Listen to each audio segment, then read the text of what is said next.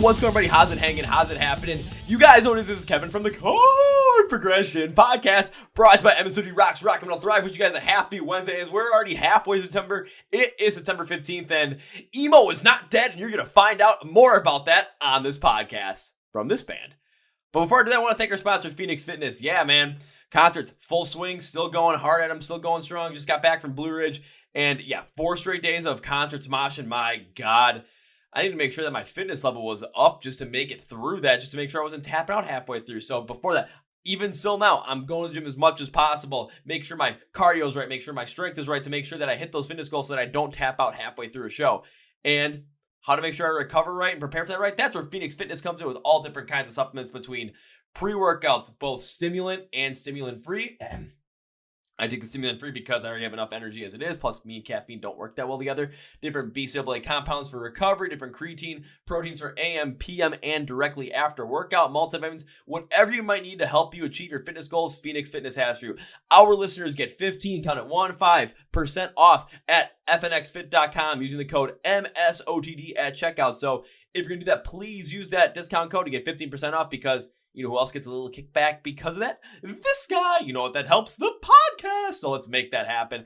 Thank you, Phoenix Fitness. Now to our feature presentation. Emo's not dead.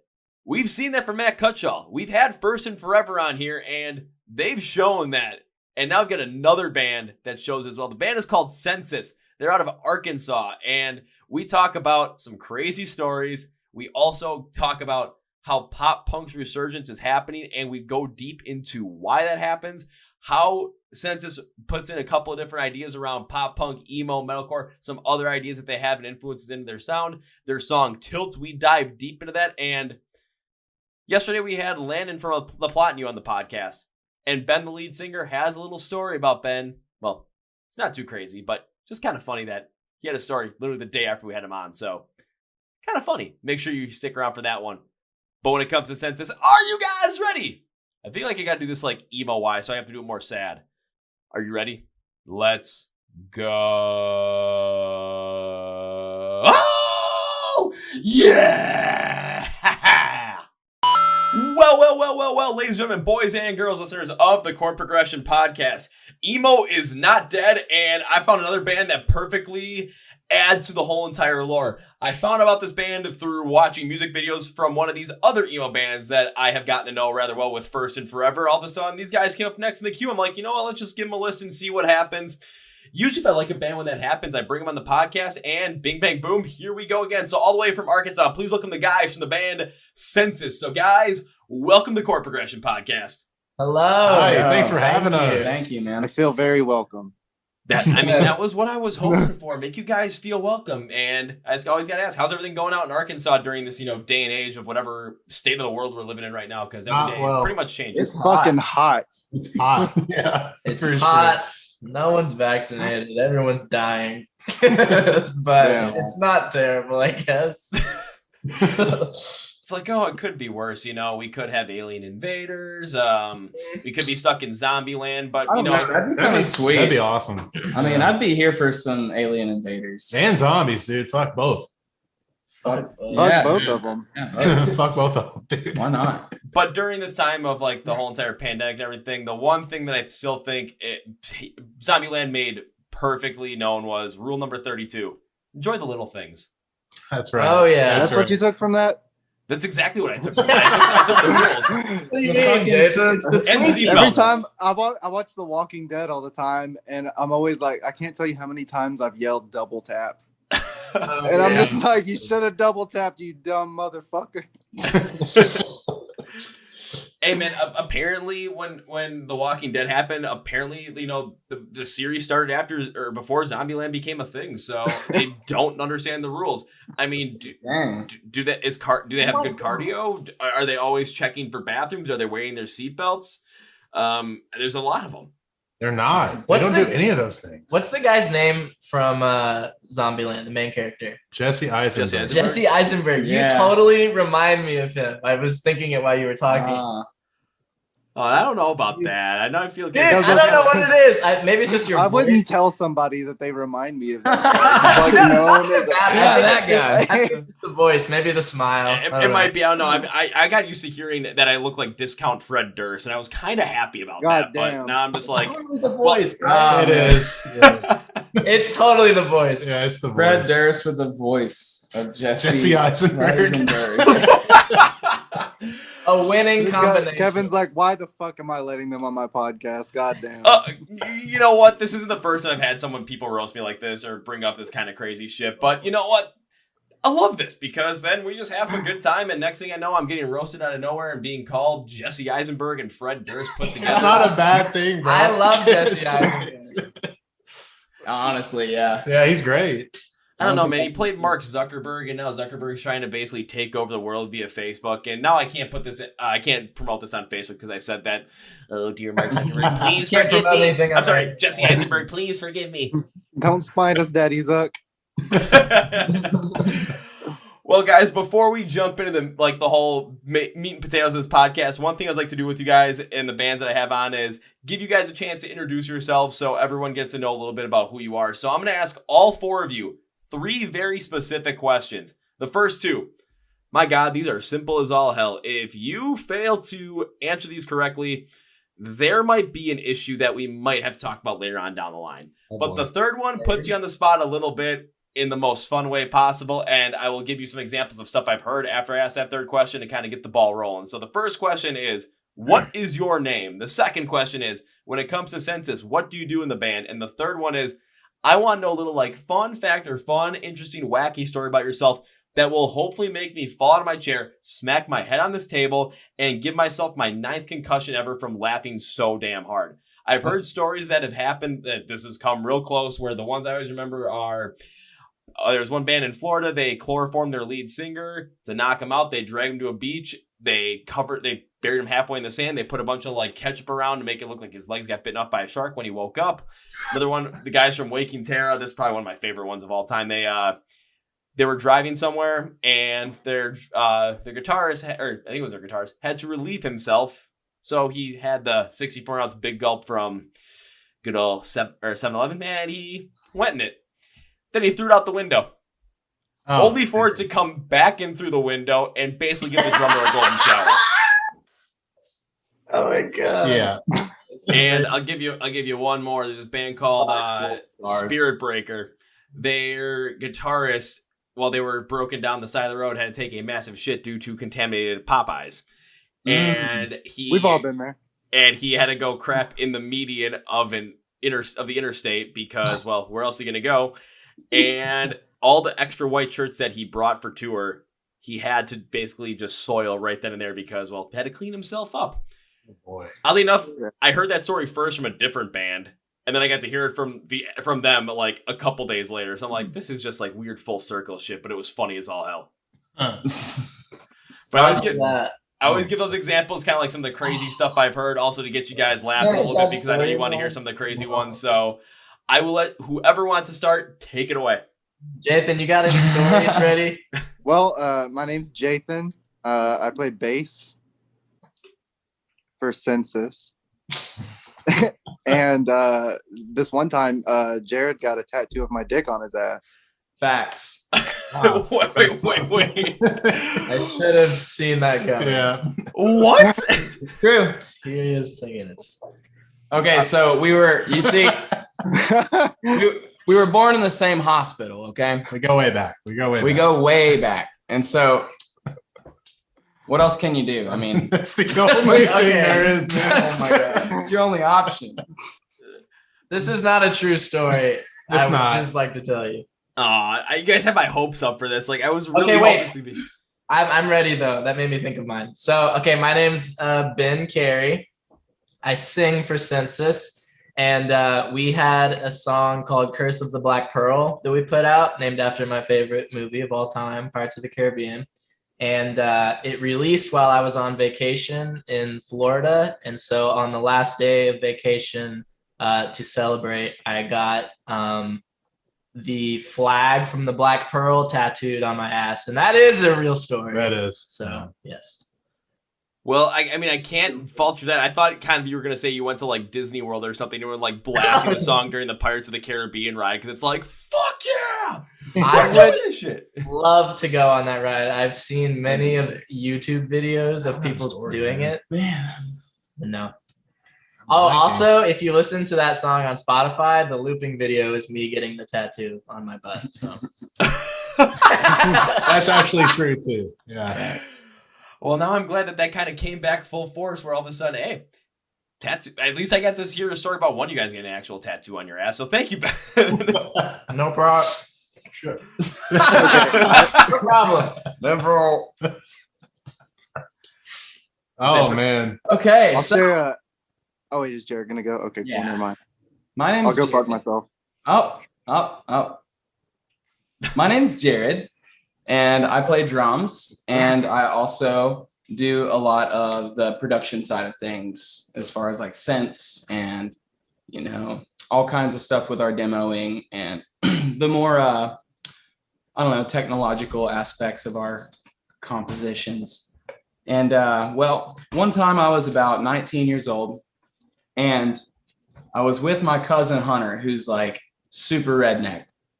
And he took me out to a crawfish boil. Okay, and we're in Cleveland, Mississippi. I don't know any of these people. And I'm just like this 19-year-old like guy wearing a death metal shirt, you know. It's probably my death shirt actually, because I wore that all the time. And so I just like did not fit in here at all. But I'll tell you what, I ate a lot of crawfish and it was super spicy. And the people that we were hanging out with were smoking some really cheap weed. Like it was not good at all. And something happened somewhere, and along the way, we were like taking all these back roads, and they're going to go mud busting and do donuts and cornfields and stuff. And all of a sudden, my stomach just drops. And I'm telling you this story because of what you said earlier, because it was too relevant. So my stomach drops, and I said, holy fuck, I have to take a shit now. Like, I can't wait, stop. And he's like listening to this hip hop artist, Big Smo. I know Big Smo. Okay, so that's what he was listening to, and he's like, man, this is just my music, you know, this is me. And so, you know, I accept that, but I didn't like the music at all. And so that just made everything so much worse. But then we stopped, and I got out of the truck, and I'm just wearing like normal tennis shoes, and I step on the ground, and 3 inches of mud, just like boom. And it's just like step, mud, until I finally get to the back of the truck on this gravel road. And I just like took the gnarliest shit. And it was pure liquid. It wasn't like, I don't know if they put in that crawfish or what it was. Maybe I just ate some guts that I shouldn't have ate. I don't know what it was, but I mean, I got back in the truck and there was mud everywhere. And he's like, oh man, you're going to have to clean that up in the morning, bro. And I'm like, okay, that's fair. But yeah, that's about the craziest thing I can think of at the moment. You know what's funny? Before you told that story, before I came up with my story, I also was going to talk about a time that I like shit my pants. Well, I mean, he's, you know, you brought up the topic. It was hard to shy away from that. That's true. I'm not going to lie, though. The amount of times I've heard people tell me stories about times they've shit their pants or things that they've happened where, you know, they had to go to the bathroom in emergency has been ridiculous to the point where one band, I think the name of the band is called Lydia Can't Breathe. They were telling me about how they had this weird, like, tour, like, tradition that dealt with poop. I can't really remember what it was, but we came up with an idea where I'm like, I came with a promise to them where I'm like, if you guys come to Milwaukee, because my best friend is friends with this guy that owns a warehouse. That's where he lives, is just in a warehouse down here in Milwaukee. And they're known for throwing toilets off the roof. The guy will just go around. If he sees like people throwing out toilets and they're on the side of the road or somewhere on people's lawns, he'll just pick them up and just take them. And then they'll just throw them off the roof of his house and just watch them crash. I'm like, dude, if you guys ever come to Milwaukee, we're doing that.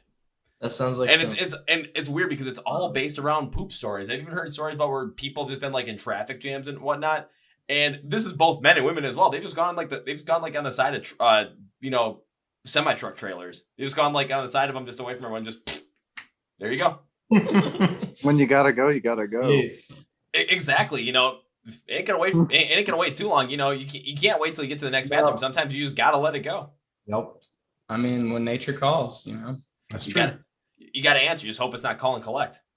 When the bussy bops. When the pussy bops. Okay, Bo. Is it my turn? My name's Bo. I play the guitar. I think, man, like I'm really having trouble coming up with a story right now. Come on. Okay. Wait, no. I know what you should do. What?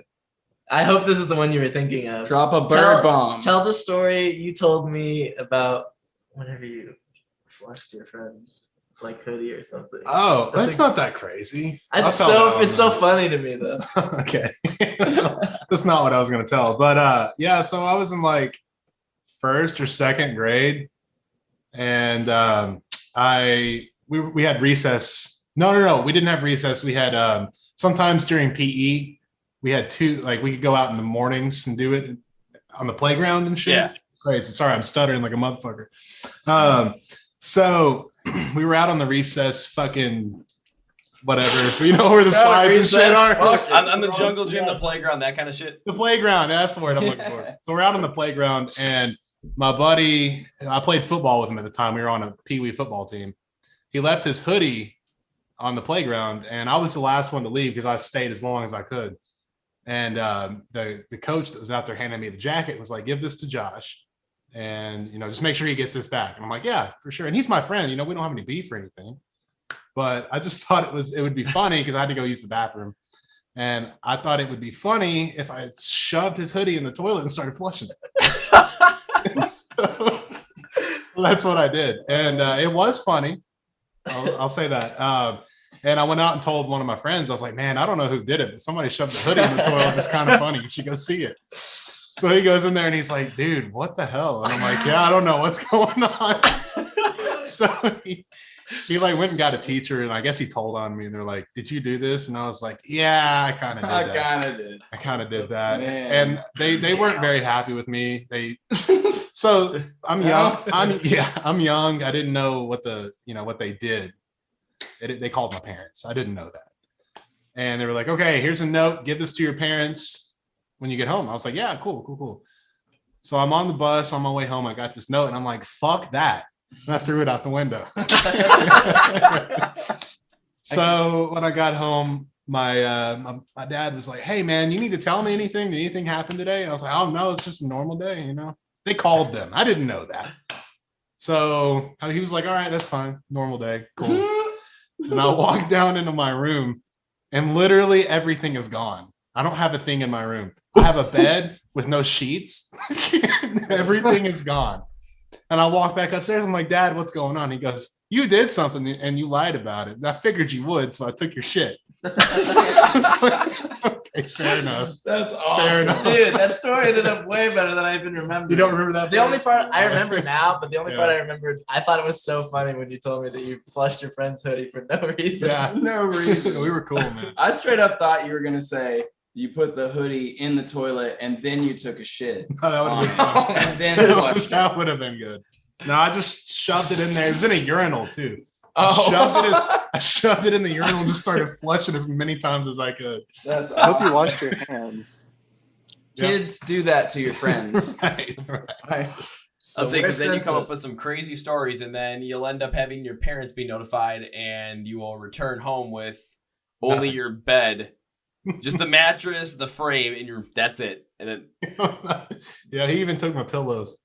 Well, look, at the end of the day, your parents might be mad at you because, you did something bad, but they're still probably going to think it was pretty cool. that you Yeah, did that. they laughed. I know they laughed about Oh, it. yeah. No way they didn't laugh about it. So you can at least take that and run with it. Yeah. yeah, because I even think about it too, where it's just, even as I get older, like there's things in school that I did where I was like, it's like at the time, got in big trouble for it. Oh, this is bad. I mean, my parents probably thought as well, but looking back at maybe maybe a year later, maybe 2 years later, maybe even a week later, but looking back at especially now, I'm just like, yeah, that was kind of funny. Right. Yeah. It's when you put it into perspective where it's just, again, Zombieland rule number 32, enjoy the little things. It's those moments in life. It's, well, they might be destructive at points. Or it might be, shouldn't be necessarily doing that. But those are the memories you're going to end up having forever. Because again, you just told this story about when you were in 1st and 2nd grade. Right. And it's all because you did something like dumb and funny as all hell. And we remember I didn't think it was funny. I thought it was funny, and I didn't So know did I. you. I thought it was hilarious. Well, now they probably think it's funny. Just like, yeah, you remember the time Bo shoved that kid's sweatshirt that year they called us on it? Probably. What was it? I wonder what their reaction was when they heard, yeah, your son was trying to flush someone's sweatshirt down the toilet. Never even thought about that. Your parents were like, "What? Was he still wearing it?" What? He did what now? Because like if they're getting a call from school, it's like they're expecting the worst. They're expecting like, oh, got in a fight, beat some kid up, or got beat up by some kid, or said something really horrible. But it's like, really, that's what he did? Like, I don't even know how to respond to He's a that. pretty cool kid, man. He's not trying to fucking fight anybody. So, guys, check this out. Old Bo was trying to flush his friend's hoodie down the toilet. I didn't succeed, just so you know. It didn't make it down. Didn't go down. Yeah, they're probably gonna, and they might tell their friends too, and they might be like, their friends might be like, oh man, God, that kid is dumb. And all of a sudden they're gonna go home. God, I wish I had that kid with my kid. That's funny as all hell. And then right. it just ends up happening. But all right, because that's some freaking great stories. But of course, your band Census is at the Basis Podcast. Listen to music is the reason why I wanted to bring you guys on here, specifically because again, like I prefaced at the beginning, emo is not dead. Especially according to Mr. Matt Cutshall, those videos are still fucking hilarious. I'm not sure if you guys watch those, but those are fucking hilarious. But it's just like I'm starting to see the rejuvenation specifically of that kind of genre, especially in the music scene, especially after pop punk became another big thing again, with more pop artists or more hip hop artists starting to kind of dive a little bit deeper into those influences. And it kind of seems like emo might be like the next step for kids to go into as well. So it's kind of like these seeds for emo to really come back to the prominence that it had back in like 2006, 2007. Those seeds are planted. Just it has to be like that one inciting incident for it to just pop off once again. And not gonna lie, hopefully we get that next year with MCR hopefully playing again. Ooh, that would be awesome. Yeah. Here's something I would like to bring up. When we got the email Damn. from you talking about doing the podcast, and you said a lot of the things you just said, I immediately screenshotted it and sent it to my band. Mm-hmm. And Jathan was all being weird about it, and he was like, emo band, like, and then he was like, he compared us to MCR. Now, I would just like to say, and I know you weren't actually comparing us to MCR, you're just using that as an example. I fucking love MCR. That's like my favorite band of all time. And I was like, dude, we're like emo as shit, and that's the greatest band ever. So I don't know what you're going on about. And I just wanted to bring that up. Hey, He told me he would do that. I just be talking shit.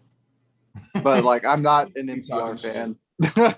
Hey, understandable. I mean, different music for different people. I talk to people all the time that have different musical tastes than, people in their own bands or even for myself as well. So it makes total sense. But kind of bringing it in there, especially with like the label you guys are on with Adventure Cat, just seeing some of the other bands that are on there as well. It's just seeing that rejuvenation of that style come back once again, and seeing where a lot of people, especially our age, that now actually have disposable income to potentially go out and see these shows and support these live bands once again. Mm-hmm. It's if I'm using MCR as kind of like that catalyst moment, because when they announced that reunion, like they were back and they were going to be touring again, I mean, those shows sold out just insanely crazy. So it's just you see the prominence is still there. Yeah, for sure. No, I totally knew what you meant. They're like the emo band when I think of emo bands. And I remember watching, I love them so much. Like when they announced their return or whatever, I didn't have the money for tickets or anything, but I remember I was in college at the time, and I like pulled it up on my phone just to watch it sell out immediately. I was like, there it goes. I wish I could see it. Just like that. Yeah, but no, I totally agree. I think pop punk, I was talking to someone about this like just a couple days ago. I think pop punk has been something that people love forever, like our generation, but a lot of people just didn't know it until like I think one of the biggest things that helped it out, and people debate this for some reason, But when MGK dropped his most recent album, I feel like that was kind of when people were like, oh, mainstream artists can make this kind of music and it's really good. Like people listen to it and they're like, this is fucking awesome. But like I was talking to one of my friends recently, we were listening to the old Camp Rock album, the Disney movie. And I was listening to it and I was like, what's that song? It's like, this is you, this is me. I'm exactly where I'm supposed to be. And I was like, this is literally fucking pop punk. But like, we were all just little kids, like running around and we didn't know any better. Like that, like there was so much of that influence back in the day. And so it's like, it's nostalgic and people loved it, but they just didn't know at the time, I think. And so the bands that were like more extreme, like with the distorted guitars, I guess, like, but I don't know, even another song I got back into recently is About You Now by Miranda Cosgrove, which was like a Sugar Babes song. Isn't that, do you know that song? No, but just hearing by Miranda Cosgrove, I'm like, what the actual hell? Dude, no, it's so, if you listen to it, it's literally pop punk. I remember me and my brother were listening to it and he had like never heard it. And I was like, man, MGK wishes he could sound like this song. It's so good. So I think it's like, I think the vibe that people love about pop punk has always been around. They just didn't start recognizing it until recently. And I definitely think it's going to be good for bands like us. Yeah. Well, I would definitely attribute a large amount of pop punk and emo's resurgence to like modern hip hop. And like you've got artists like Lil Peep and XXX Tentacion, you know, rest in peace, both of them. They both had massive followings, and it was like very obvious that they were into pop punk and emo. Like if you listen to their music, like it's pretty much emo rap, you know, like, and so it was already kind of working its way up. And then when MGK dropped that album, it just like it was over, exploded, you know, yeah, the doors just opened and now everybody is like all on board. But yeah, it's been going down for a little bit though. I kind of had a feeling that it was going to be the next thing to kind of well, things kind of happen in cycles too. And so I feel like emo was really big like 2006 to 2010, and now it's like just time for it to come back. Well, the big thing that pop punk kind of has going for it right now, like when you look at it on a societal spectrum, is just that it's got the nostalgic factor for like older millennials and then kind of older to younger Gen Zs. And then basically like rap and pop were taking over for a while, and they still are. But like Jared pointed out, it kind of started mixing with a lot of the emo and pop punk influences. And then when the mainstream artists kicked in, that's where it kind of like, it's really, really driving now. So having all those different elements going for it is what's also helping with the resurgence. And that's kind of like how the 80s was. The 80s had that nostalgic moment for some people, but it didn't have the pop culture push that pop punk and emo music is getting right now. And so that's why this agree with that era of music is surging a lot harder now, because it has so many like key things going for it on a societal like scale. I mean, that's how I've been looking at it, at least. I think the 80s stuff is actually a lot bigger than you think it is, Jathan. Like if you look at The Weeknd, yeah, I mean, he's one of the biggest artists ever right now, and ever period. Ever period. 100% 80s, 100%. Like there's no denying. I'm not disagreeing on the 80s thing. It's what I'm referring to is like 80s rock. Yeah, I think that's 80s what rock Jathan was trying to go with. Elements that got bigger, but 80s rock as a whole genre, it kind of like started to kind of come up. And then people were like, well, let's just use elements of this instead. Yeah. And then pop punk. I agree with that. Yeah, because like when you think of 80s rock, it's, you know, you still get some of those heavier bands in there that for like harder rock, like AC/DC was still very prominent in the 80s. But when you think of the bands that were the biggest in the 80s, you're thinking a lot of the hair metal, the glam metal, the glam rock, that kind of stuff. You're thinking of bands like Motley Crue, Poison. I'm trying to think of some other good ones. Like, again, all the hair metal bands. Yeah. But which we're all obsessed with. Well, me, Jared, and Bo are at least. But like kind of like obsessed with them. I'm just very familiar. Yeah, don't worry. So am I. That's what like my dad listened to, and that's basically what got me started in music. Was my dad and me and my brother. We'd go in the basement, and he had these like this old System Tower speakers. He'd put in his CDs, and we just started blasting Van Halen, ZZ Top, Poison, air guitar in it. Like me as a 2-year-old trying to air guitar probably looks like bad as all hell, but honestly, I still remember doing those, like having those moments. Some of the best memories I have, honestly.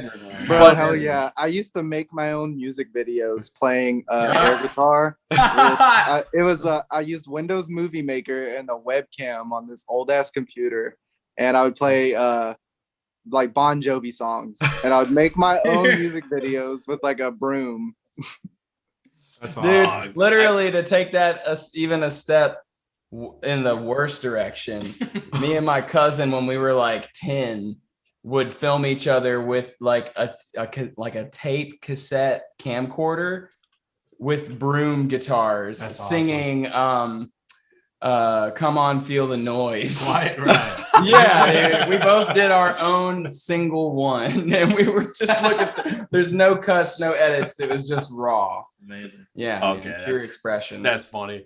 But where I was gonna go at that point, kind of bring it more back to like that pop punk emo and 80s rock thing, is when, you know, I'm not going to include the 90s in there, because right when the 90s hit, you get the grunge era to come in, and that was like the anti-hair metal, anti-glam metal, glam rock kind of stuff.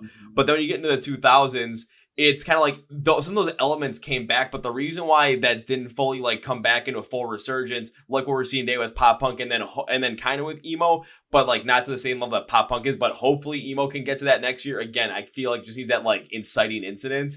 Where back in the 2000s, it's the culture, especially the younger culture. Like, you know, when we were kids growing up in that, our parents listened to it, but we didn't want to listen to it because it was also our parents listened to it. We weren't going to want to get into the same kind of stuff our parents want to, especially as we got to be, you know, a little bit more like a little bit older as kids, like, you know, like 10, 12, 14, 16, whatever it might have been. So it's like, oh man, mom and dad like this? No, that's icky. Ew, not going to like that. I'm going to like this instead. But also the fact that kind of like the oversaturation of things, the large hair, the glam of it just did not connect with the generation that we're in.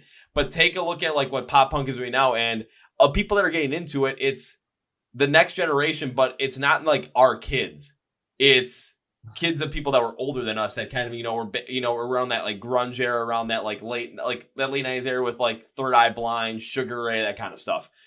So they don't have that connection of, our parents like that. Ew, no. So they don't have that kind of thing. But the internet also really helps out as well because of how different you can bring in pop punk elements into things that people are creating on the internet, specifically with TikTok and the whole entire the igniting into that. Honestly, I thought was MGK's album "Tickets to My Downfall," where personally I'm not the biggest fan of him because I just don't like MGK's vocals as on that album. However, with having Travis Barker basically writing helping write all but one song on those for the instrumentals, you can tell that like the instrumentals are such a big core and a big piece of it, where if kids are going to listen to MGK's album, maybe my cousin listens to it, I'll listen to it with him. I'm not going to stop him because he's getting into the music. Why would I want to stop that? Because now he's into MGK. What happens next? He might start checking out some of the older stuff as well. Check out Fall Out Boy, check out Blink-182 because of the Travis Barker connection. And then the next logical step after that, honestly, is emo. So all of a sudden, next thing you know, he's going to check out MCR. And if he really gets into that, holy shit, all of a sudden, like a lot of other kids like this could happen to, and how TikTok could really help take this off as well, kind of fall down the rabbit hole. All of a sudden, all those bands that are still making that kind of sound could come to the forefront. And again, I think that like that igniting incident would be MCR being able to go back out on tour next year.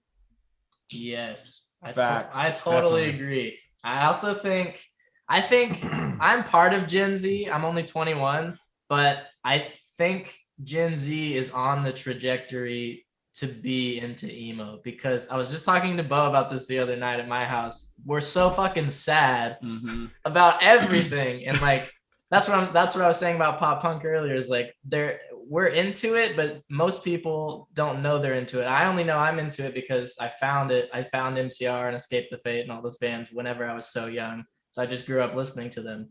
But like fucking Olivia Rodrigo is emo as hell, but it's just emo pop, or anti-pop, whatever you would call it. So I feel like people that are getting into pop punk now, if they go down that rabbit hole, it like doesn't get any angstier than just emo rock. And so I think when they end up there, they're gonna love it.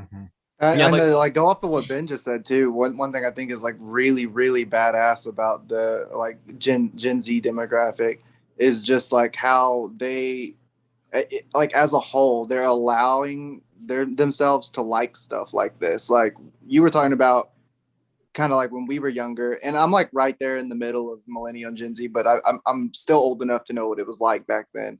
Toxic as fuck. Everybody gatekeeped everything. And yes. Gen Z is just like, fuck that. We like what we like. Go suck a dick. And I'm so fucking proud of that for them. And like, I think that's another big thing that's driving pop punk. See, like with me, especially doing this podcast and also with the YouTube channel, like kind of anything to do with MSOTD Rocks, it's my whole entire mindset about it was that, yeah, I like music. I love this kind of stuff. I know there's gonna be stuff that I like and I know there's gonna be stuff that I dislike, but I understand that people are going to like different things than I do. So why would I try and keep people from liking other things that might be similar to what I like? Because then we can talk about it and then I might understand why they like that. They might understand why I like that. And then all of a sudden we start crossing over and next thing you know, they're starting to listen to some of my stuff. For me specifically, I kind of go with more of like a band I know a lot more Gen Zers are into with AJR. I don't really like AJR at all. I made a video back in 2019. I thought their album was it was my least favorite album of the year. And I had a bunch of fans commenting at me. It's like, oh, why would you put this on here? And I got into conversations with them just about music. I didn't want to know, like, I didn't want them to, like, come at me. I'm like, I just want to ask them, why did you like this album? Like, let's talk about this instead of just yelling at each other. And I got so many different Instagram DMs just with long responses, but thoughtful responses. And every single time I said, if this is how you feel about listening to the band, do not let my opinion impact your thought on the band. Because I'd much rather have you listening to something that's going to impact you like happily than, tell you to like, oh no, don't listen to that. I'm like, I can give you suggestions of what I like and maybe something that like would be more in your realm over there, but I'm not going to say stop listening to that because kind of looking at like that millennial Gen Z thing, I'm still in the millennial bracket technically, but I'm on like the pretty much right towards that cutoff end because I was born at the end of 1994. So I'm like right at that cutoff end. But when it comes to that era back in like 2006, 2007, 2008, I was in middle school at that time. So I remember a lot of this stuff really happening. And yeah, gatekeeping was a huge thing. And now especially with the internet, especially with social media, yeah, there's a lot of less of that in terms of the younger generation, which I'm absolutely a fan of because even there's sometimes where music, it's like, oh, kind of going a little bit more towards the hip hop realm, more towards the pop realm. I'm like, I'm not going to listen to that, but that's what they're enjoying. Why would I stop that? You're listening to music. You're connecting with music. No. Keep doing that because we can talk about it. We can have great conversation about it. Next thing you know, they're going to start listening to pop punk maybe. And then we talk about that. And all of a sudden, bing, bang, boom. Then they're starting into some heavier, harder stuff. And now they find out that they like, like Motionless in White or something. It's like, holy shit, here we go. Yeah, for sure. Well, dude, like the thing that I've started to notice probably coming around like 2012, 2013 is a lot of the younger artists that were actually like breaking out were just kind of like a melting pot of different genres and cultures. Like Tyler, the Creator, for example, dude loved hardcore, skateboarded, loved metal, and made hip hop.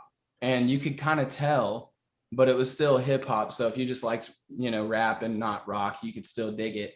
But then it just kind of kept getting more and more and more. And so it's like people are just thinking, I love pop punk and I love rap music. I love 808s. So why can't I do both of those at the same time?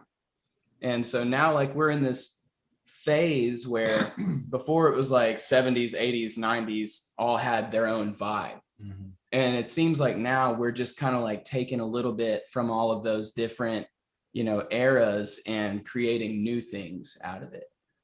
And so it's really cool, like with how pop punk is blowing up right now and emo is. And like a lot of it, like we are still kind of rooted in metalcore, like at the heart of it. But our new record, the EP that we're going to be releasing in October is like, it's got some heavy parts. It's got emo parts. It's got some a lot. It's got a lot of cool stuff in it, but it all sounds like, just us. Mm-hmm. And that's what it should sound like. It should sound like just you. And before I go into some more of the music as well, specifically with you guys, there was one thing that you did say, Jared, that I do want to pick up on, where you're talking about how when you think of the 70s definitely has their sound. When it comes to 70s rock, what that sounds like. What the popular music sound like with all the disco stuff. When you go to the 80s, what 80s rock had at its base. What the 80s pop scene, especially with a lot of the synths behind it. When you go to 90s, it's like you're thinking Nirvana, you're thinking grunge, you're thinking all of that. Then when you get to the 2000s, it starts to get a little bit more muddied with pop punk really being a part of that. And I think one of the things that when Ben said, like, you know, people always like pop punk, they just didn't realize it. I still remember, you know, at times, you know, liking some of the stuff in pop punk. Some of the stuff, you know, people still thought is cool, but when it came to like that younger mentality, it's you always want to be accepted by the crowd. You always want to be accepted by the popular kids at school. And if they weren't listening to that kind of music, a lot of people shied away from it just so that they didn't have to face any sort of ridicule, bullying, whatever, or any sort of like negativity, whatever it might be. I went down that path a little bit, and then all of a sudden I was in 7th grade and I said, nope, I'm going to end up doing what I want to do and focus on my music. So everyone was listening to like whatever was popular today, you know, Justin Timberlake, Beyonce. Here I am listening to Disturbed and loving every freaking minute of it. I did get in trouble for that because I went to a Catholic school as well. So there's that. But when it comes to like now you're getting to like 2010, 2020s, it's you're listening to some like the pop music and the rock music, rap, whatever it might be. And you're seeing so many more of these different blends of styles. You're not seeing anything like strictly as based. When I think of like the music of the 2010s, I have to ask you, what genre are you talking about? Because everything has so many things. You think about, you know, pop in the 2010s, it's like earlier on, it had some more of those like real more produced styles of the 2000s, but you go later on, you're bringing a lot more of these 80s synths back into it. You go into, you know, metalcore and you go to the early parts of the 2010s, I'm thinking, you know, it's basically metalcore at the absolute core. I'm thinking bands like Killswitch Engage, As I Lay Dying, Early Asking Alexandria. But then as I go towards the end of the decade, I'm thinking, you know, Bring Me the Horizon completely, you know, redid a whole bunch of that going forward. Yeah. And then thinking about how many different other kind of offshoots are there. Thinking about Motionless in White, bringing more of this gothic rock style to it. And then the theatrics and the horror of Ice Nine Kills. It's just like everything is, there's so much more going on and so much more blending to the point where you can't have, it's, when you're asking what sounded like, oh, what's the bass sound of that decade? You have to be more specific on what genre you're talking about. It's really weird. But the other thing is just, I believe a lot of that is the accessibility of music because the internet has evolved so much since 2000s, even since 2010. There is so much more ability to enjoy so much more music and to get so many other these influences where these artists that are coming up, like Olivia Rodrigo, what MGK is doing, they're able to get into this stuff a lot easier and they're able to get connected with it more. Even with the people that, you know, if they're going to school and all of a sudden the popular kids aren't listening to that, it's a lot easier to be focused in on what you're listening to because you can just pull it up on your phone, put your earbuds in. No one's going to be the wiser. It's true. Bro, that's actually really fucking true too. I was sitting there like relating to a lot of what you said because like I'm thinking back to when I was like in junior high and high school. I had like a little MP3 player and the only way I could put music on it was just to download it from like LimeWire or something. Yep. And so like what music did I listen to back then? It was what my dad listened to. It's what my friends listened to. I only had a handful of friends. So I ended up listening to a lot of like butt rock and I loved it. But that's how a lot of people refer to it these days. I was listening to like Godsmack and Avenged Sevenfold and blah, blah, blah, blah, blah. YouTube pops around. And I started getting into like metalcore and stuff, but that was still just like branched off of like related videos to the music I was already listening to. And as technology's progressed, we have like TikTok and shit now. Now I'm at a point in my life where if someone asks me like, who's your favorite artist? I literally have to say, pick a genre and I'll tell you because like everything's so accessible now. I literally love something from just about every genre. And it's just because it's that available to me that I have the ability to easily be exposed to it. I think just like you're saying, that's another reason that pop punk is probably benefiting from that as well, because there's a lot of people that maybe they didn't want to listen to that music because the weird kid in the hallway was roaring at them, but they saw a TikTok and the vibe was right on the TikTok and they were like, yo, this actually jams. And now they're listening to pop punk in all sorts of other genres and yada, yada, yada. So technology definitely is like, and in accessibility, like you said, it's a huge factor in why tons of genres are blowing up right now. Yeah, that added a lot to like my college experience as well. Because I remember back my junior year of college, the guys I lived with, they're like, okay, if we're gonna throw a party, they specifically told me I was not allowed to pick a song or like mess with the aux or mess with the computer because they just wanted to play whatever was popular at the time. Like basically it was like whatever Fetty Wap was doing. I always say his name like Fetty Wap. I love Fetty Wap. I want to be a little bit more like classy about it. I don't know why. 1738. Yeah, that song was the most popular song like my junior year of college. But what ended up happening was every time I got a chance, I'd go over there and I'd sprinkle something and then see what would happen. And a lot of times I would sprinkle in some of like the like more like party rap rock styles of Hollywood Undead in there, just to see what would happen. And then all of a sudden I started getting a little more, towards the pop punk style, just kind of like going a little bit more in there, because I'm like, people know pop punk. Everyone's gonna enjoy this at some capacity. And next thing you know, all of a sudden it's by the end of the year, it's like, okay, Kevin, can you create a playlist for us? I'm like, wait, what? You That's guys awesome. want me to do this shit? Okay, Oh, yeah. cool. And then they told me, just don't put your favorite band there. I'm like, motherfucker, can I put them in there, like, in the just one song in the middle, just one song. Okay, but it better be a good one. I'm like, I'll make it a good one. And what's better than Savior by Rise Against right in the middle of Oh, it's a good song. of a bunch of college kids drinking, and all of a sudden people just are like, holy shit, we remember this song. I'm like, oh yeah. So like the seeds especially for pop punk, especially like with the generation that we're in, that especially that I'm in right now, especially like your mid to late 20s group, it's a lot of us that were going through that initial wave of pop punk. A lot of us liked some of the stuff liked a lot of it, but because of different like societal pressures that we had at school, we didn't forcibly listen to it or forcibly speak out about it because we were afraid what people were gonna say.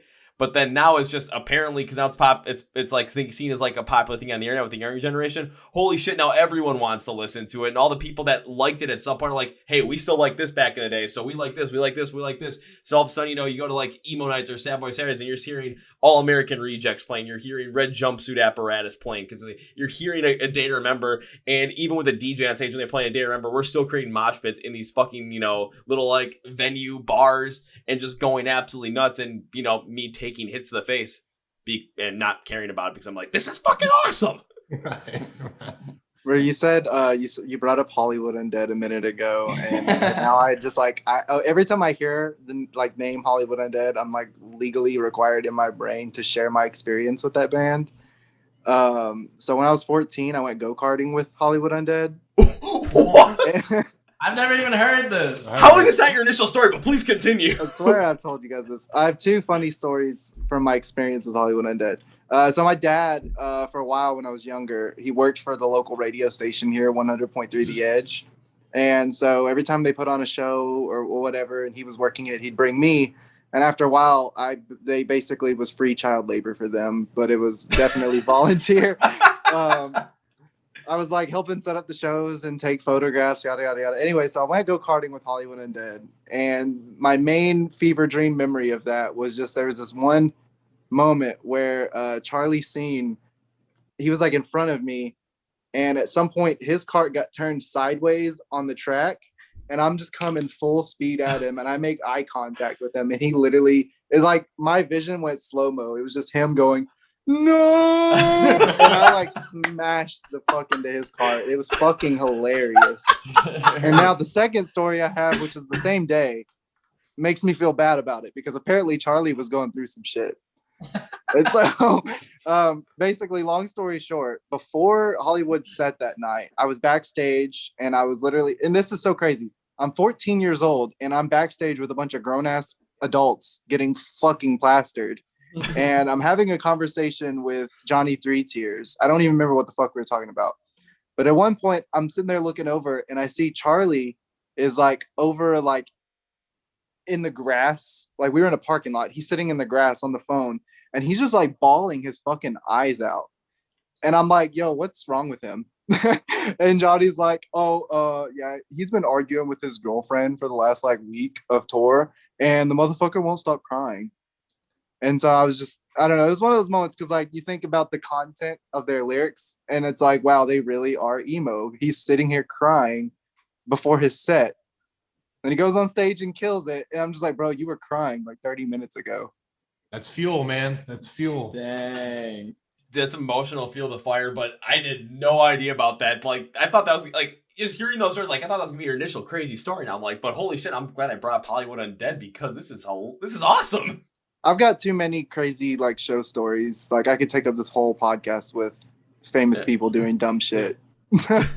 We easily could, but I kind of want to go back to something that, that Ben had initially brought up, especially with your music as well, because it kind of all ties into this where you're talking about how just the different influences that you guys have had over the years of the music that you've listened to, where you listen to some of the music where there's other elements that are sprinkled in there. It's not just straight, like you're going to sprinkle in some pop punk there, you sprinkle in some metalcore styles in there, sprinkle in some alternative stuff in there as well. and especially on the single that you guys released on August 20th called Tilts, I got a lot of all of that coming in all at once. So I'm like, I could see where some of these influences are really being picked up here and there, to the point where people can listen to this song and no matter what they liked, kind of back at that point in time in life or what they're liking now, they're gonna pick out something in this song that is gonna just, oh shit, I really like this part, because that's pretty much what I'm like kind of going through. I'm like, okay, oh, that's the part that's my favorite right there. It's pretty much what happened right there with me. Which part was it? The breakdown, for sure. The bridge and the breakdown. Oh yeah. Thank you so much, man. Yeah, thank you. I love that compliment. I agree. That song actually, funny enough, like took us the longest to write. Yeah, it did. Well, dude, we had like 2 different demos for it, and then we rewrote it. Completely. Yeah, Completely rewrote. It used to sound like an 80s hair metal song, because Yeah. that's what I was into, and like I was like writing all these riffs. I was like really into it at the time. Which, I mean, I've always been into it, but like I was getting into it heavy, like in my writing, and yeah, it was cool. We had to Right. rewrite it a bunch of times because it just like wasn't fitting our style. But it was Right. crazy because we kept like the same chord progression Mhm. that was For the in- chorus from the original demo and the like verses. Yeah, that's like true. the- That's true. But like we just changed every element of it completely, Mhm. but it ended up really cool. Yeah. Yeah, I mean, there was one point where like it was heavily electronic and the verses sounded like a drunk dude singing a Lady Gaga song at karaoke night. It was True. bad. Oh yeah, It wasn't bad. And like nothing was synth wave drums. Ben's you know. vocals were fine, but it was just like the way we wrote the track, it just wasn't clicking. Then we But- got it right. We just decided to be really experimental for a little bit. Yeah, we had to work through some phases. But that's what you do when you write music and you're writing all this stuff out. You're trying to find the best sound and the best overall song that you can come up with, especially for whatever you're trying to come through with the meaning of the song. And especially now, because I had a recent conversation with Landon from The Plot and you about this very specific thing when it comes to how they created their new music over the whole entire quarantine period, where they finally had the time to just really hash through every single potential idea that they had. And it seems like that's what you guys did here, where it's like, if you had an idea of, maybe the song can go here, because you rewrote it so many different times where, all right, maybe this could go this direction, but what happens if it goes this direction when we put this influence in there? You guys have the freedom to try that, really work it out, because sometimes those ideas that when you think about them an idea or write about it on paper, they seem like the craziest, never going to work ideas, or they seem like the ideas that are going to absolutely work. And sometimes you try those ideas that absolutely work and they just fall flat. Or sometimes you try those crazy ideas that you think, no way in hell is this going to happen.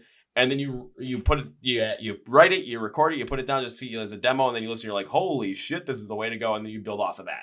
That Yep, was that's Jared it. with Yep. Tilts, I feel like. Yeah. Like we had this one, I just remembered, insane riff that we wrote for Tilts that Yeah, came yeah. after the first That chorus. was a cool riff, I'm man. still pissed about that, by the way. It was a super cool riff, but like the way the song was structured, we just decided to take it out. But then we wanted to still have a cool riff at some point in the song. Mhm. And we were sitting down, we were trying to like demo it out. I think all of us were there. We were. We were. And we like just couldn't, it wasn't clicking. We couldn't figure it out. And then Jared is the drummer for Census, but he plays guitar also. And we were like, Jared, you got any ideas? And he was like, I don't know, maybe. And then he literally played verbatim the riff, like the first couple seconds of the riff. And we were like, that's fucking No, sick. he was. I think you were like, this isn't gonna work, guys. This is super Yeah. dark. This is Yeah. super dark. This isn't gonna work. I was thinking, Yeah. man, like this song right now has got kind of like a moody, like pop punk kind of vibe, and then this is like heavy and dark, like Yeah. almost like reminds me of like a Gojira style Right, riff. right.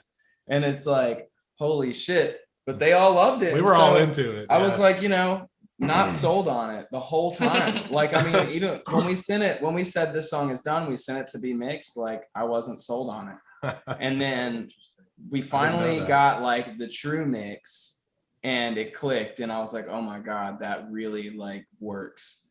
And then we started like, after that point, it was like, okay, but it feels a little empty. So I had COVID and was quarantined.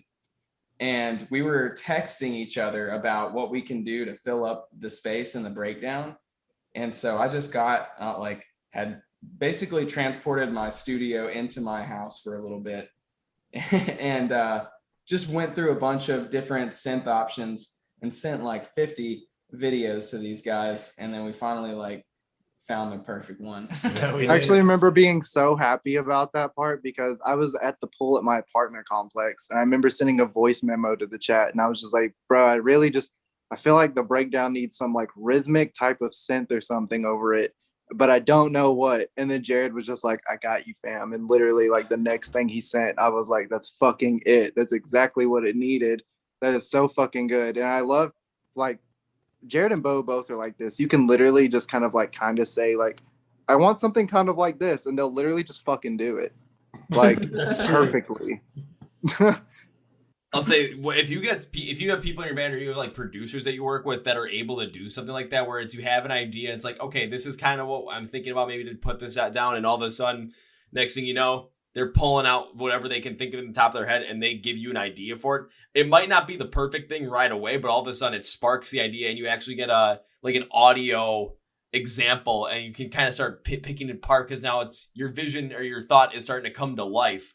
And it's like, okay, I like this part, but maybe we got to tweak this a little bit. Maybe we got to tweak this a little bit, but you're on the right path. And by trying out so many different things, that's what happens when all of a sudden you know where a song is going, you know where the emotion of it is going, and you want to make sure that that's always brought out in a consistent way with every single part of the song and with so many different transitions that you might be going through. But the key is always trying something different because you might have the right idea, but just the smallest tweak has to be made in order to make sure that, like maybe it's a pre-chorus into a chorus or that bridge and the breakdown, make sure that that transition and the sound just fits perfectly between one and the next, perfectly transfer the emotion of the song from that one part to the next. Yeah. Dude, the thing, like what you just said really just made me think about how cool it is to work with these guys. Cause like I only joined the band like right at the end of 2020, like as an official member, but immediately, I came to learn that we're all super open and inclusive in the creative process. And what I love about that, as opposed to there just being like a guy who writes all the songs and then everybody does their thing with it, is that we are all simultaneously like in agreement with what we are creating and what we are producing. So like that just creates more of like a bonded feel, especially when it comes time to play the shows. Like I've played in so many bands where the songs were already written and I just had to learn them. And I just couldn't really get into them. And because of that, it always felt like I was playing a different song than the rest of the band, like just the way that it felt to play. Yeah. And so like when you're with the group and you're all like saying yes or, no, and working it out, it makes sure everyone is on the same page, and we're all like, we know what we're presenting the world. Exactly. Yeah. I think using tilts is a perfect example of this, where especially with the meaning that you guys brought in the song, which we can definitely go into because I've got maybe like a paragraph's worth of like trying to decipher the meaning on this song. But when it comes down to it, especially a lot of times when you have meanings of songs that have a little more of this like emotional core to them, what's going to happen is if you guys are creating them together, each of you have gone through different things in life that have that emotion at the base of it. But because of the different experiences you've had in life, your mindset's going to be going potentially to relating different sounds. And this is how people relate to music more, where you could have like an alternative rock track that's going to talk about depression in a way. A metalcore track might do the exact same kind of thing, where the emotions are going to be the same and the way it was felt is going to be the same. But the presentation of it is completely different based on the style of music. And it could be somewhere I could be talking to my best friend and he could be relating more to like a softer, more indie rock, more potentially lighter post-hardcore, more alternative rock sound for something about depression. And then for me, it's like, no, you go to metalcore, you get the rougher, the rawness of it. It seems like it's a lot heavier and a lot darker because I've gone through stuff like that in life and it just relates more to what I've gone through. But with you guys, if you're able to work through these ideas and these songs, especially where the emotion is going and feeling those meanings together, then it actually feels like you're playing your song and it feels like you're playing that, especially that has a lot more of like this, I would say, emotional and mental concentration to it within your own self.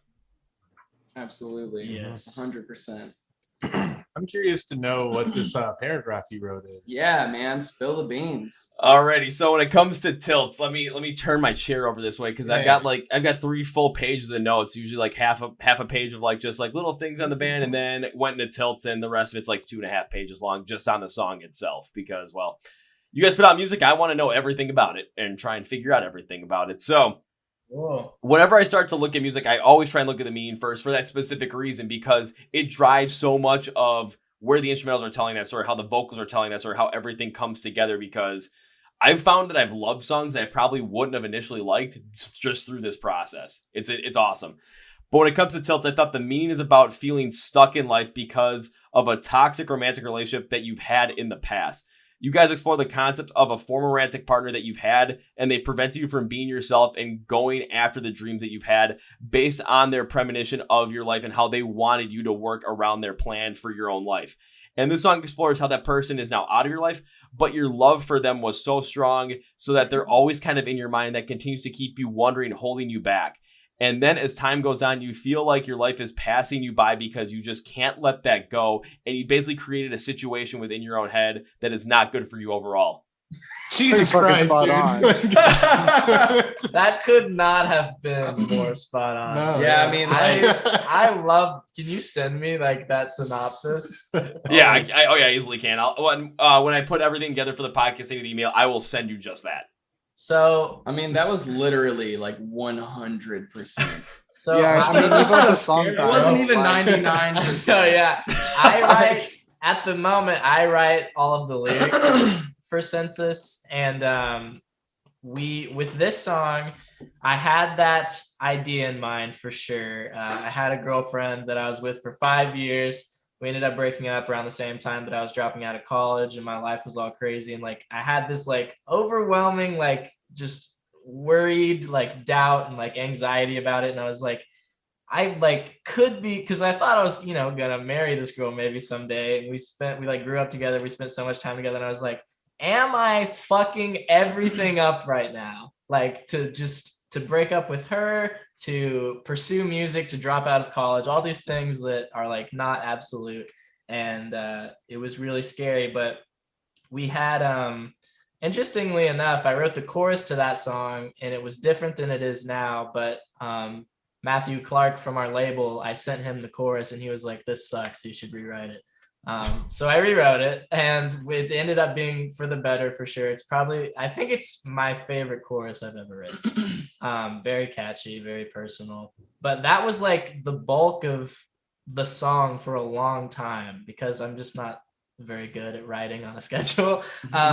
Also, I had like the idea for the song in mind all along, but I didn't end up finishing finalizing my lyrics for both verses until the day before we shot the music video. That's for the song. right. Yeah, that's And so true. I remember I was like We were out there practicing, and you're like, "Which one's better? Which one's better?" the night before we were practicing the song, and I took everyone outside, and I was like going over all my ideas for the lyrics, and I was like, which one of these is better? And we like kind of sorted it out that way. And then my throat was also fucked up at the time, and so like I was super worried that the vibe was going to be off of the music video. I wasn't going to be able to sing, even though it was, pre-recorded. But that morning I woke up, throat was feeling better. I tracked the verses I had just written over the demo and exported it so that we could go to the music video and be able to listen to that.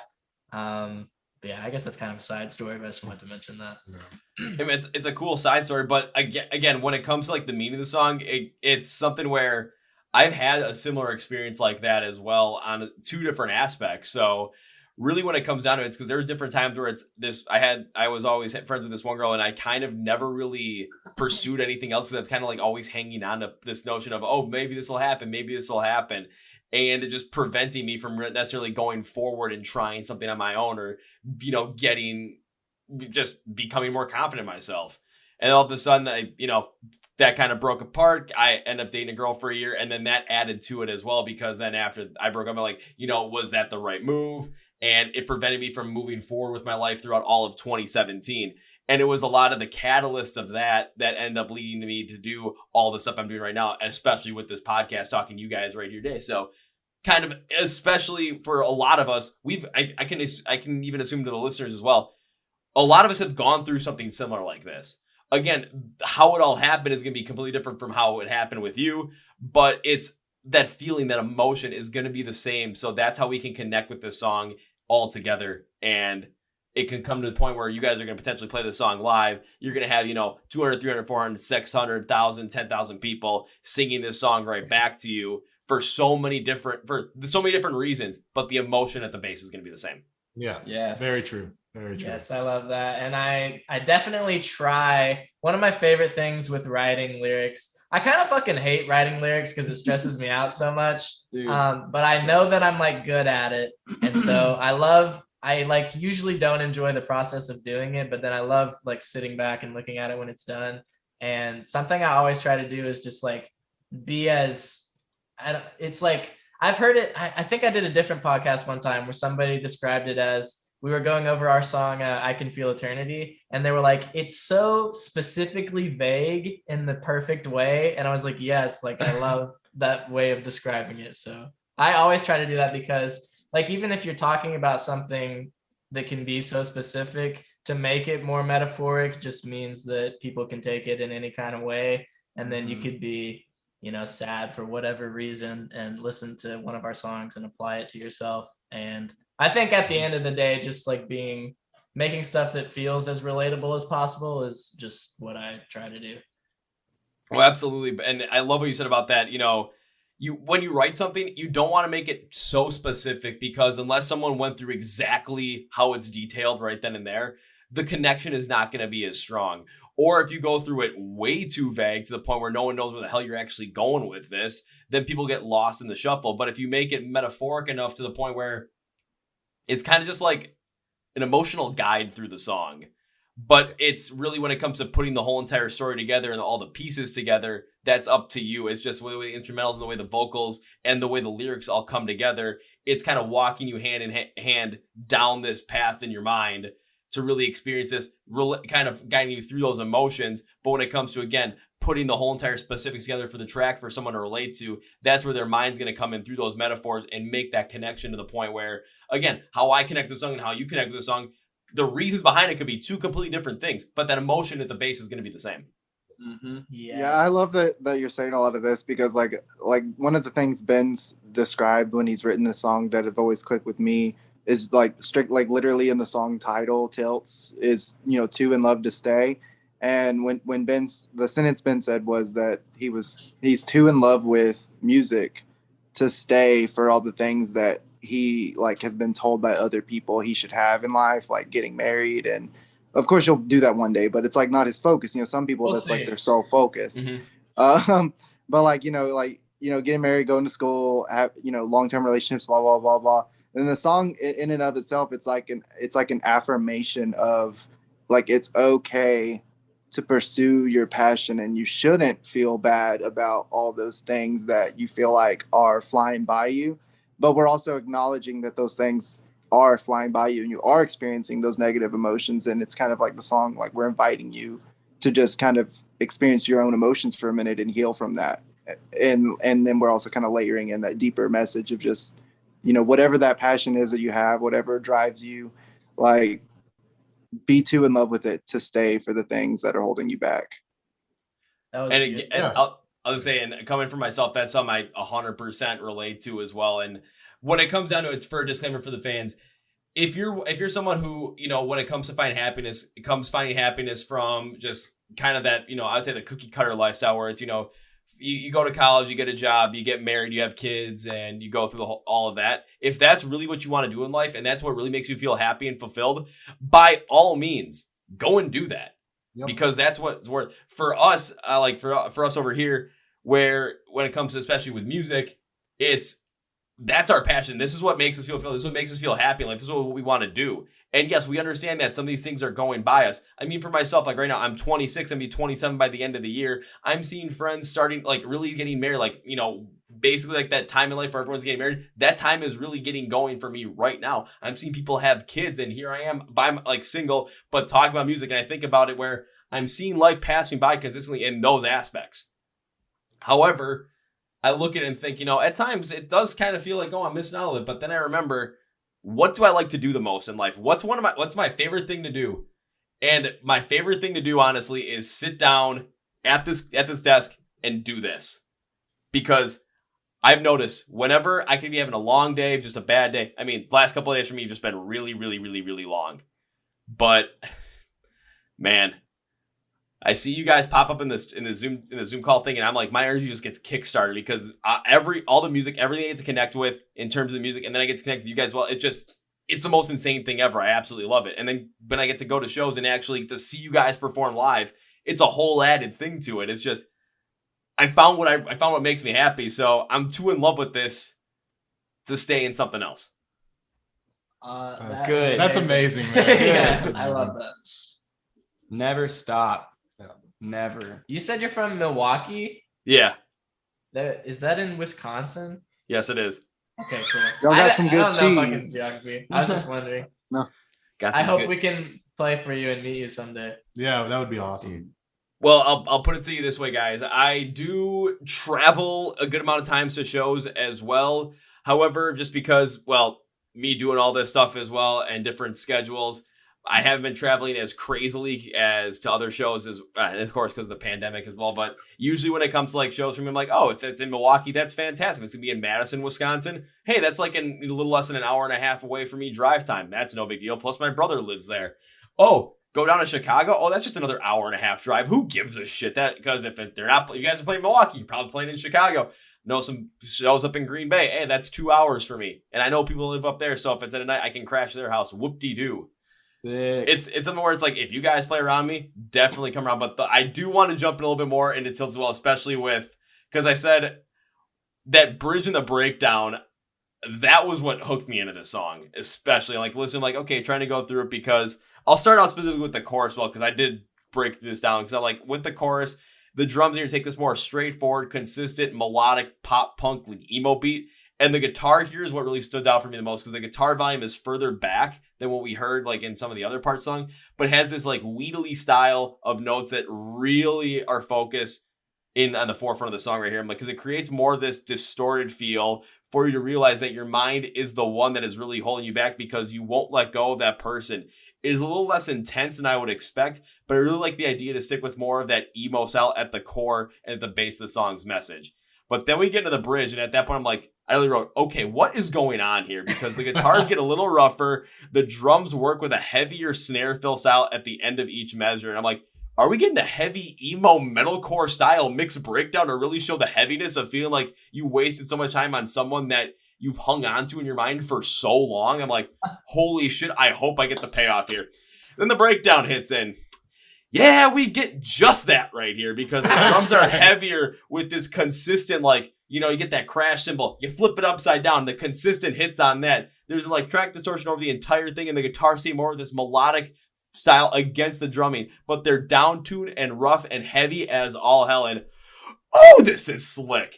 You don't get that realization moment of something this heavy in the chorus, but you get this in the breakdown. Now the intro of the song, which has a little bit of heavier feel to it as well, is connecting the song so much better after this piece comes in. It also brings back this to the outro as well to make sure you don't forget this message right here with how heavy it goes. So yeah, when I'm like, holy shit, are we going to get this like massive breakdown that I'm like really hoping they mix like the emo pop punk, but also metalcore at the same time?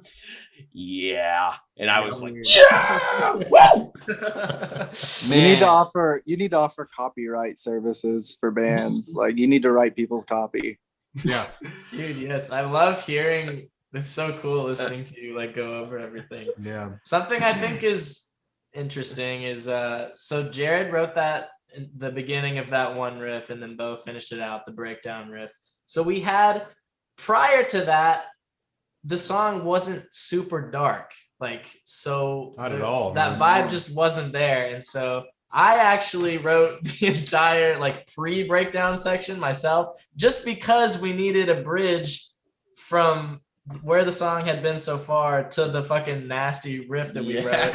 And so I wrote it like super quick.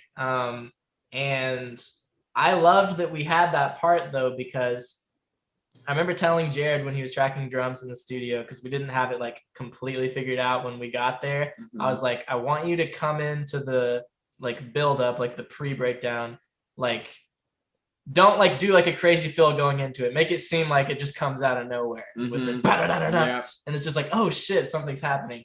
But I love that we like were able to put that section of the song because of what you just said. Like so much of the song for me was just being sad and like wondering what I'm doing with my life. But then also there's that realization where I'm like, God, I've wasted all this fucking time like for no reason. And why do I not just like let myself be?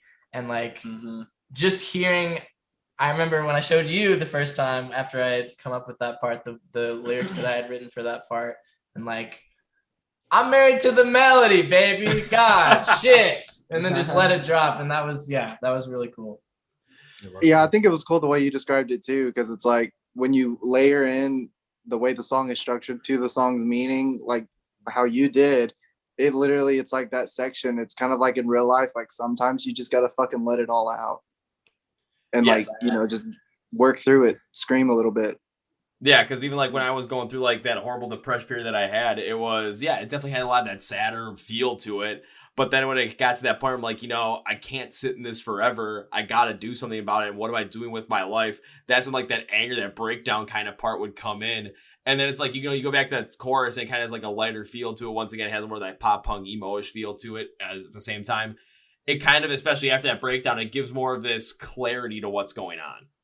So it's like, for me, it was like, if I related to what I was going through, especially with like kind of go back to 2017, it's everything surrounding that is leading up to the bridge and the breakdown. And when you get to that bridge and the breakdown, for me, that's where it's like, I told myself, why did I waste so much time on this? I wasted, 9 months of my whole entire life between 22 and 23 just in this depressive mess. So I got to make a change and do something. And then that final chorus, if I related to something, it was definitely me coming up with the idea that spawned all of this. Nice. So it just adds to it. However, that was just the instrumentals of those parts. There's also vocals that are over it that we can also break down as well, because I got them right here. I got the whole entire thing right here. Let's do it. Do it. So we'll start with the chorus and we'll go bridge and then breakdown as well, because I put in the chorus, Ben's vocals really kept the same overall tone as they did through the verse and the pre-chorus, and the overall pace is kept up with the guitars. And the kind of pace, the style, the vocals of it, what it reminded me of, if I had to pick another vocals out there, Shane told the Silverstein, just kind of the way, the emotion, the flow. I'm like, ooh, this kind of reminds me of some Silverstein stuff in a way. And I thought this is rather fine, as the consistency of the whole thing provides it as a mood that we need to keep this pressure on what we're thinking about to realize what our mind has done to us. But I'm like, maybe at times a little more variety might make the chorus stand out a little bit more. However, in that final chorus, this definitely gets remedied with some higher pitched backing that I would swear you could add Kellen Quinn to this track and it would definitely still fit. It sound like it would fit perfectly with how a little bit more of those higher pitches. And I'm like, this really adds to the overall feeling so much more by showing emotion at the end of the song that you can overcome, that you have overcome the understanding that you're the one doing this to yourself and you're the one that can make the change. Again, relating it back to what I had said earlier, kind of how I related to it. But then you get to the bridge, and Ben, the lower, rougher vocal style, again, like a rougher Kellen Quinn style, and then proceeds to get rougher on pace of the drumming until we get this unclean vocal take us into the breakdown. And I literally wrote down here, fuck yeah! Because this is something perfect for this song. It adds that heavier factor to the overall sound of the song that the intro had, and shows more of this deep, conceited letting go of your anger and that person to finally start making the change in your life that you have to make. Yes. That was so good. That's better than the real reason we did all of this things. That was so amazing. Hey, sometimes the real reason might be different now, and just be like, hey, what does this mean? What does this mean? Yeah. It's like, what does this mean? All right, just send me it and I'll figure it out. I do need to shout out Jared. He's the one who did the actual screams, because I don't do that anymore. But we layered it in a way. I was so happy. Leading up to it, I was really worried because we had never tried it before. Me too. Like how it would sound, but obviously I did the singing and the I miss the way that part, and then I yelled leading up to it, and then he kind of came in and we just kind of crossed them together. But it worked. It sounded so smooth, and I am very happy with how it turned out. Oh, it absolutely sounded smooth. And yeah, the next time you guys come out with a song, if it's like, okay, does this work? Just send it my way. And I can be like, okay, let's just listen to it. Give me a half hour, and all of a sudden I'll send you back with a fuck ton of notes. That's awesome. Yes. That would actually be awesome. That would be great. Yeah. And not only that, but because I know Jathan brought this up where it's potentially doing you create some copy stuff, compressed style stuff. I've actually thought about that, and there is a smaller record label that I'm trying to talk to about it, because I'm good friends with them. I'm like, you know what? If you guys have some, for some of the bands, if you guys want some like those press releases for me to like add my take on some of it to really like, especially for the meaning of the song, to really go deep into it, just let me have, because honestly, I said, let me have, 10, 15 minutes. I'll get a song done right then and there, just boom. And I pretty much will, as long as I have the lyrics in front of me and I have the song in front of me, just let me get lost in it and I'll have it for you. Yeah, honestly, like even just a YouTube channel, like I would watch you like talk about rock bands and shit. Like what did you major in college? I was also wondering. Economics. Oh, okay. I was not expecting that. I was thinking like art, theater, something, or like creative writing. Like that was your synopsis was so like, just, I don't know. It wasn't just like the baseline, like what it was about. Like you went so deep with it. It was really cool. One of the biggest reasons I do that is just because, again, when it came to getting out of that depressed state, music was a huge factor for it. And it was something where I finally connected with something again where I felt alive, honestly. So going that deep into it and getting this creative with it was something that kind of was, in a way, a labor of love. But on top of that, I kind of looked at it another way and I thought, maybe I might be good at this. And the reason, and like never like being like any kind of like art major or anything like that, I think actually helped because I was able to form it on my own and then not have like these preconceived notions of, okay, when you analyze something that has to be analyzed in this manner, like this creative manner. No, I'm doing it on my own and doing it my own way just because I connect with music, again, differently than anybody else is going to connect with it than you guys connect with it. You guys are going to connect with it in a way that's unique only to you. But again, when we really kind of come into it, it's like, hell, I'm just going to keep doing this because honestly, this is fun. And this is how I get into so many different songs than I ever have. I mean, hell, I recently released a video about trying to figure out my thoughts on the band Love Bites from Japan. And I'm like, I know they've got a feverish fan base, so they might not like some of the stuff I'm saying, but like I'm trying to go as deep as possible I can on some of these things with the sound and really trying to understand if I like stuff about them, if I don't like stuff about them. When it comes to the podcast, when it comes to any album I get to like look at and review. I mean, when it comes to an album, I'll take 6-7 hours just to try and go through 10 songs. Sick. Wow. You really put some time into it. That's really awesome to hear, though. Do you have any clones? We need more people like that. Yeah, we sure do. I'm not sure if I can. I mean, we don't live in like some kind of weird like fantasy world where I can just like make a clone of myself. If I could, I mean, I'd probably end up trying to like make a clone of myself, but then also tweaking the ideas around like what music they like so I could basically expand on this to every other genre possible. You want to text Katie? I mean, I can grab my phone here. Oh, okay. Sorry. I was just trying not to do that. Yeah, no, you're good. Sorry, his wife is, fiance. Yeah. Is texting, wondering where he is. You're good. But yeah, again, it's just something where hopefully more people start going that deep into music again because it's just such an emotional thing. But hell, I'll put it this way, if they're not, I'm still going to do it. Right. Yeah, it makes me want to send you like every song we're about to release and just be like, hey, so what do you think about this? Like, I want to hear it real quick. Tell me. For sure, every day. Yeah, that'd be awesome. Okay, so I'll ask you this. I've got an idea. When does the EP come out? October the 20th, right? October. Yeah. October the 20th. Okay. When does this podcast come out? It'll be out in September. Okay. Sick. When are we dropping the next single? I don't know. But October 2nd or 1st. October 1st. I was trying to figure out if we could Grandpa's talk about the birthday. secret sauce, but we can't talk about the secret Oh, sauce. understandable. right, But what I was gonna say is, if you want me to, what we can do is you guys can send me the songs you have for the EP. I'd say send them not the upcoming week, but the week of like Labor Day week and going through there because I'm gonna be on the road for 14 hours driving from Milwaukee to Danville, Virginia for Blue Ridge. Mhm. And I'm be needing some even with my friends, I'm gonna be needing something to do. Deep diving into music, man. Yeah. Do it. If we have them by then, we're still waiting on the full mixes, but yeah.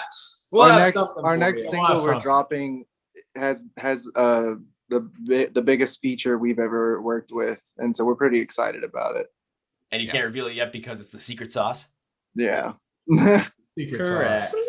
Understandable. But yeah, if you guys want to again, what you guys have ready, if you want to send me them, and I can send you again, because the one for this song for Tilt has about total wise about 2.5 pages of notes on it. That's crazy. That's Nice. awesome, dude. That's epic. And I'll put it. I was trying to think of another one that I recently did. The one I did. The one that I'm gonna release right before this one with the Plot and You with their new album that comes out on September 17th. That one, 10 songs. No my Microsoft Word document for it, 16 pages. God bless. And that is like 16 pages on a 10-song album is what I found normal. They That is awesome. They sent you the album?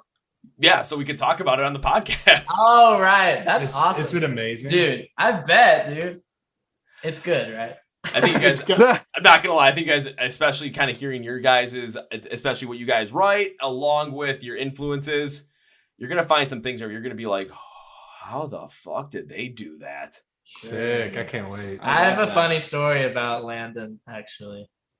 Well, this episode's going to come out the day after the one with Landon comes out, so this is like a perfect segue. Fuck yeah.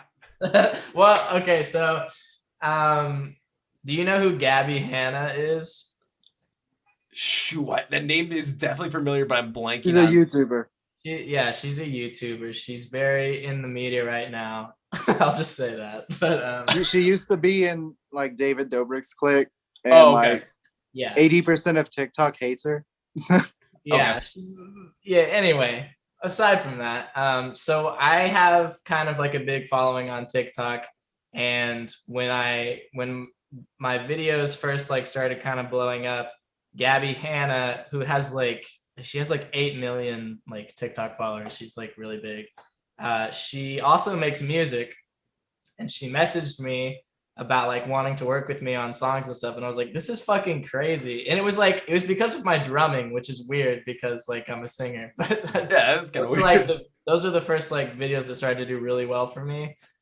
So she messaged me about that, and she like ended up giving me her phone number, and we talked and we became friends. And then it was like this whole process where like she lives in Los Angeles, I'm here in Arkansas.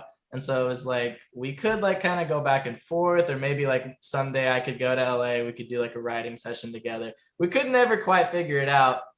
She was like, I've got this one song I for sure want drums on. And she was like kind of transitioning from pop into pop punk. So she was like trying to figure it out and wanted my help, I guess. And so she sent me this demo and wanted me to put drums to it. And I was like, I don't remember why I was so busy at the time, but like, I think I was also just a little like depressed maybe or something, but I kept like kind of putting it off, but I really wanted to do it. And then one day I just messaged her and I was like, hey dude, I'm so sorry. Like the weekend I told her I was finally going to work on it, we got like snowed in Arkansas, which makes no fucking sense. But okay. I told her that. I was like, hey, I'm snowed in. I'm so sorry. As soon as the snow like clears up, I'm going to go home and like send you the drums on this. And she said, hey, don't worry about it. Like no hard feelings or anything, but actually Landon from The Plot and You is coming over and is going to like help me produce my entire album, which like just blew my mind because I was like, she's like so like mainstream, like YouTuber big, like hangs out with all these famous people that have no like, they don't have like anything ties to the they have no ties Yeah. to like the metal scene. And I was like, and he's like the coolest person you could talk to in metal. So I thought that was crazy. But yeah, anyway, Landon Tewers swooped in and stole my job. So We love you, Landon. We love you. Thanks, bro. I don't know, just hearing that, of course, just literally the day after I recorded with Landon, this thing released the day after I released one with Landon as well. That's just like the perfect story to add in there. However, again, with Landon's musical background, his style, along with his solo stuff as well, so well versed in so many different areas, it does make sense where he could definitely help her produce a whole entire album, especially with more of a pop punk generalized sense. mm-hmm. Yeah. For sure. He's amazing. He really is.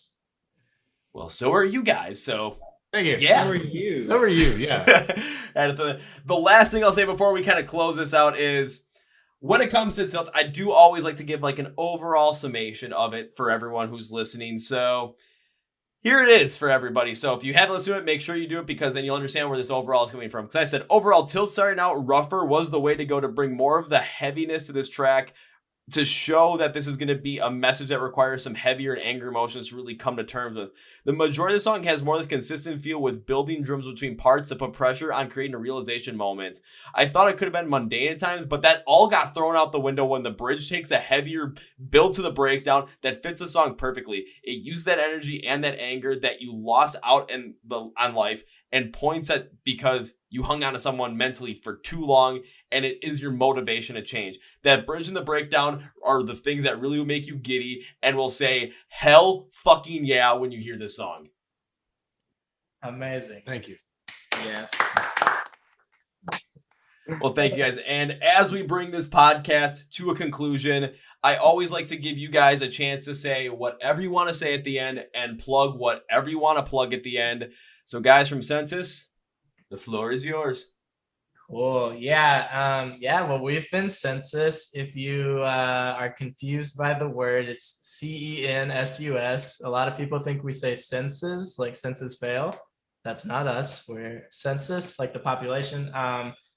We anyway, just we are the that. population. But we are Census Band on every platform. CENSUSBAND, except for on Instagram, we're Census the Band. We have Tilts, which we just put out. You can watch the music video for that and stream it on wherever you listen to music. We also put out a song called Ruin My Life a couple months ago that we're super proud of. And we have the EP that's dropping October 20th. And one more single coming out before that on October 1st with that secret vocal feature. Yes. Secret vocal feature. But yeah, is that everything? I don't have anything to plug. Follow us on TikTok. Yeah, dude, follow us on TikTok. That'd be awesome. Follow us Like on individually. We're all like trying to grow individually right now. What's yours? Bo Census. Bo Census. I'm Ben Census. I'm prana.tsw. Spell that out. PRANA.TSW. Your username, I can't remember what the movie is. It's one of those like dumb comedy movies. Horsedick.mpeg. Horsedick.mpeg. That's me, baby. Nice. Jathan. And mine is just my name. Yeah, Yep. Jathan Nider. Alrighty, guys. Well, now it's time for me to end this with 3 separate things. So, first thing is, you guys just heard this band talk about the fact they got a brand new EP coming out in October. You heard where you can follow them online. But I know you guys. I know everybody. You want convenience in your life. You don't want to have to search these up every which way and be like, oh, I have to follow them here. Why can't I just have this one space where I have every single link possible that I can just click on, takes me right there, and I can hit follow, subscribe, I can stream their stuff, whatever it might be. Kevin, can you please do that for us? I'm looking at you thinking, you know I do this every freaking time. Why do you guys ask? So when it comes to finding Census online, when it comes to following along with them online, social media-wise, checking out their music, checking out their music videos, and following each of the guys individually on TikTok, look in the description of the podcast. You will see Find Census online, links, labels, everything in the description. So you have no excuse to miss out on this. So yeah, that's happening. Thank you Thank so you. much. Thank you. You're I awesome. think this is my favorite interview we've ever done. Yes. Yeah, this was Oh. really cool. I'm pretty sure I'm about to clinch it with number 2. I'm already clinching. Yeah. Well, so whenever I have guests on the podcast, guys, that I absolutely enjoy having on the podcast, I like to make a certain promise to those bands because, well, this is what I like to do. Guys, I've made a promise to 100% of the bands that I've had on this podcast. This just keeps rolling on with you guys. So the promise to you guys is not if. No, not if. Promise is when. When I get to see you guys perform live for the first time. My promise to you is this. First round's on me. Woo! Hell yeah. Oh yeah. Amazing. And I do pay up on that as well. You can ask Damian Drake from the band Red Star because the day before I shot this podcast, I went to go see him perform live and boom, got him a Bud Light. First round. Love it, man. So Kevin, first round's on me. What is your Instagram? It's Kevin. I don't have a personal. I just have everything with the music one. So just search up at MSOTD_ROCKS because that's where all this stuff lives. I'm probably going to change the name just straight to the Chord Progression podcast later on, or probably by the end of the year. Thinking about it, not 100% sure, but yeah. But when it comes to that Instagram, it's all my stuff. I'm the only one that works on it, so it's all me. So we're gonna follow you. We'll definitely try to hit you up when we're like around the area. Oh, please do. I mean, honestly, of course. Also, you will probably see that page and my personal page on like Facebook. Follow all your guys' stuff when I come to start putting this stuff together because when I start to put the links together, I'm like, oh, follow, subscribe, follow. Yeah. So I never, whenever it comes to bands and the podcast, I don't miss a thing, or at least I try not to miss a thing. No, you're great. You are great. You're the best. Yeah, but when you guys, when you guys get out on tour and you guys are, potentially come around my area, just let me know. see what I can make happen. If all of a sudden it's like, okay, you guys are playing a show and it's like a Tuesday night, man, I got to get down to Chicago. At least if I know a couple days in advance, I can make it happen. Sick. Sure. Sick. Hell yeah.